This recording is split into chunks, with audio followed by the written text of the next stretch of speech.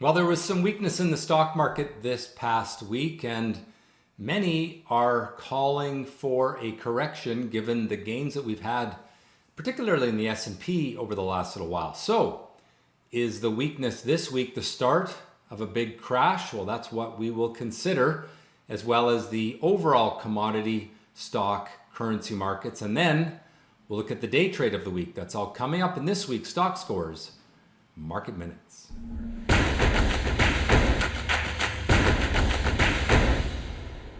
So looking at the charts this week, we had a break of the short-term upward trend lines. If we look at the daily charts, we see some weakness.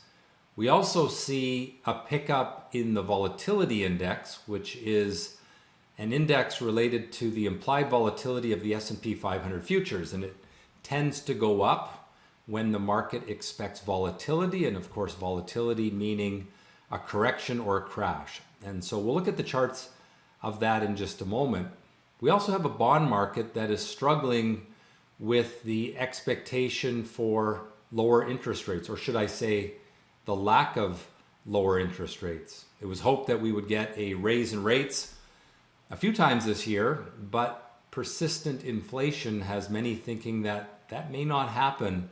And we've seen the bond market fall, which means the expectations for interest rates have risen. In other words, high interest rates prevail in the bond market. Let's take a look at a couple of the charts here. This is the chart of the S&P 500 on the daily interval, and I talked about the upward trend line breaking. You can see that it started at the top of the week and has continued lower through the week as investors concerned about that inflation that seems quite persistent. You can see that the Stockscores indicators are starting to creep lower. They're still relatively high, and they've of course been high throughout that upward trend, but we do see that they're starting to fall, much like they did back in August, which is when the market went down. Now let's take a look at that VIX chart. The VXX is the ETF for the volatility index. There's a few of them. This is perhaps the most liquid of them. See a little rising bottom there, and then a break on Friday to the upside with some pretty good volume. And that tells us that people starting to worry about further volatility. It's the fear index. In other words, fear is picking up. Looking at the Treasury bond market, you can see that the trend has been lower since the end of last year and moving through this year, as the market really doubting whether interest rates are going to fall as hoped. You know, the reason we had this rally, call it the Santa Claus rally, November and December, was because expectations were that inflation was starting to calm down and the US Federal Reserve would be able to lower rates perhaps 3 or 4 times a year. That was the way we were looking in December. Well, now it's hoping maybe that we'll get 2 rate drops in 2024. And until we see this chart break the downward trend, I think we have to be fairly cautious. So, is there going to be a crash? Well, at this point, the negative signals are pretty modest. We're breaking a daily upward trend line, but not from a falling top. Typically, tops will happen after a little falling top, so I don't think we need to get too concerned yet. But we do need to be watchful because we do have that VIX moving up.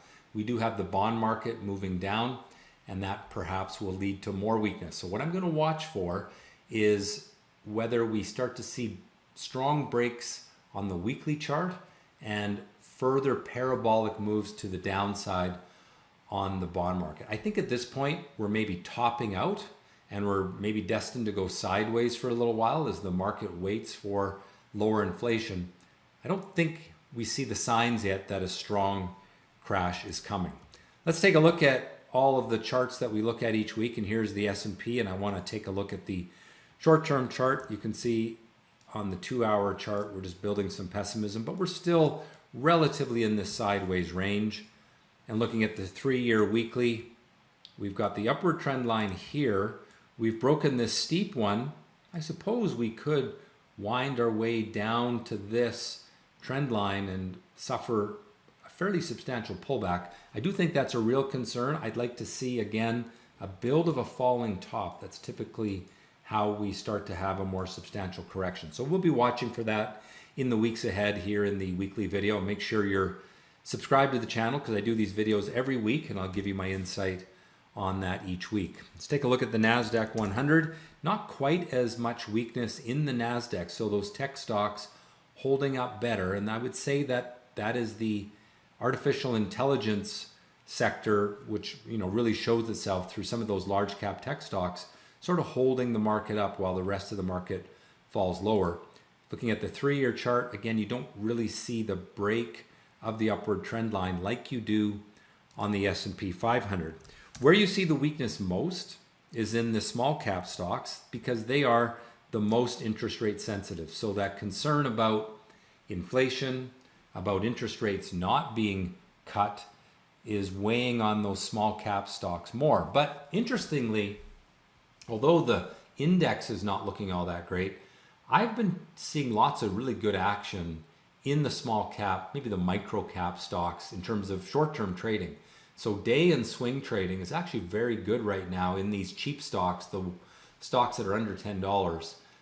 We'll look at the trade of the week at the end of the video and I'll show you an example of that. But every day there are a few stocks that really light it up with extremely high volume, very abnormal volume, and give us some great trading opportunities. So it's a decent time to be a trader, even though the small cap index not looking all that great. Let's take a look at the Toronto Stock Exchange, T.XIU. This has a much heavier weighting of those commodity stocks, and so it's sort of held up a little better than the US markets because we have lots of mining stocks and energy stocks, which are doing quite well. We'll look at those commodities next. Let's take a look at gold, which has had a really good run over the last 6 weeks, hit a new high on Friday and closed below the open with very strong volume. I call that a bursting bubble signal. I think we'll see gold pull back a little bit, perhaps coming back to this trend line. Until we break the trend line, I'm not going to get too concerned, but I do think we're going to see some profit taking in gold and in some of those miners. So if you are in those stocks, I would dance close to the exit door on those. On the oil market, also hitting a new high in the morning and then ending up the day at the lows of the day. And we'll see the culprit next. I'm going to pull up the chart of the US dollar. And the US dollar really started to go parabolic to the upside this week. And of course, gold and oil are priced in US dollars. And so if the US dollar is going up like this, then it's really making gold and oil more expensive globally because that money is, more if you're buying in euros or buying in yen or when any of the other currencies. So that's a factor for why those commodity prices saw some profit taking this week, and we could see that snowball a bit. What about Bitcoin? A lot of bulls on Bitcoin, and I've been a bull a long time, but we've seen this compression of volatility here, and that's typical. When you run away from the trend line, you're usually going to pull back to the trend line. You can pull back by going down, or you can pull back by going sideways. Eventually you get to the trend line. And I think that's what Bitcoin is doing, is it's just taking a breather. It's had a great run, it hit new highs, and hopefully it's just building a base and then it can launch off of that again. But in the short term, I think you have to be a little bit cautious, or at least lower your expectations a little bit, because I do think that it's trying to build a base here. Bond market, let's take a look at that. TLT, again, you can see it dropping off. If you look at the 3-year chart, we are still in this downward trend. And until we break that downward trend, I'm going to stay a little bit pessimistic, particularly about the small cap market in general. All right, so my ratings then, neutral for US large cap stocks on both time frames. On the NASDAQ, I retain the bullish outlook in the long term because it hasn't suffered as much as the S&P 500. But on the other hand, the small cap stocks, the IWM, Russell 2000, bearish short term and neutral longer term. And all of these were all green just a couple of weeks ago. So we are seeing a little bit of a turn to the negative. Now on the Canadian market, neutral on both time frames, gold, short-term neutral, as perhaps we'll see some profit taking, but it's still in a long-term upward trend. Short-term bullish on oil and long-term neutral. US dollar bullish on both time frames. Bitcoin neutral on both time frames, taking a little break after a great run higher. And on bonds, bearish on both time frames. All right, now we're going to jump into the trade of the week. I said that even though the markets were a little saucy this week, a little weak, there's still some great trades every day. Not a lot of them, 3 to 5 stocks that make these big moves with great volume, great liquidity, very abnormal volume. And that's what I focus on, and that's what we do at Active Live at Stockscores.com each day, where we are trading the market in the short term, day and swing trading. So I want to look at the stock that to me was the best trade that I had on Friday. It had a few entry points, and I'll highlight them here. We have what I call my early riser strategy, which had a buy point right there. That was the first entry. And then I have a superhero strategy entry there. And then there was a intraday pullback entry here. These are all strategies that I teach, and you can learn more about those in some of the videos I did this past week. Just look at the Stockscores YouTube channel for information on those. And ultimately made a nice run from this superhero entry. We ended up hitting 6 times risk. It says 700%. That means 6 times risk. So $100 risked made $600. And of course, $1,000 risk made $6,000 on this trade. And the nice thing about this stock is it had the liquidity to take a sizable position. Ultimately, the upward trend line broken in here, and so a reasonable sell point would be down here at 4 times risk. It's not realistic to get out at the highs.